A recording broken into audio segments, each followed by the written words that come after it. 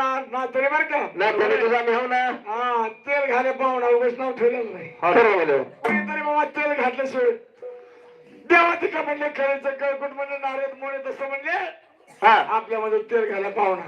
बर देवडीची थट्टा करणं हेच म्हणलं जागरण गोंधळ. असं आहे का? पाहुणा राग येईन का? राग येईन ना.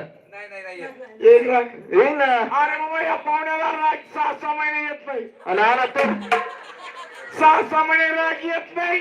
बर आणि जर का राग आला राग आला तर काय? जर का राग आला हं. काय म्हणू तू 10 रुपये देईन तुला सकाळी जाताना.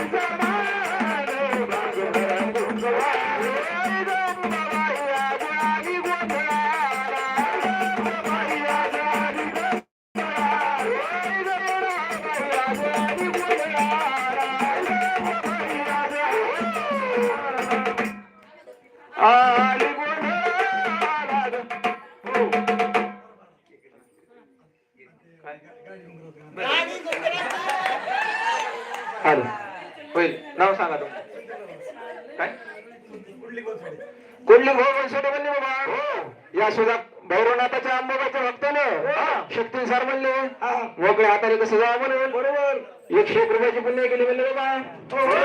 पण त्यांचं गाण्याची फरमाईश आहे गाडी घेऊन करायची. हा सचिन भाऊ सचिन आणि रोहित या दोन्ही पण भावाने या गाण्याला नाचायला यायचंय. नवरदेव नवरदेव नवरदेवाला पण सांगणे केलं या गाण्याला नाचायला या. ठिकाणी यायचं इथं नाचायला तेव्हा 100 रुपये आले. नसलं नाचायचं तर 200 रुपये द्या बाबा. 200 द्यावं लागते. कोल्ही भाऊ सोडून सांगणं केलं म्हणजे बाबा. हा आपले घटाचे घटमालक घराचे घरमालक म्हणले बाबा गणेश बनसोडे नवरदेव. गणेश भाऊ बनसोडे नवरदेव म्हणले बाबा. यांना सांगणं केलं 100ला 200 द्या म्हणले बाबा नाही तर नाचायला जायचं. चल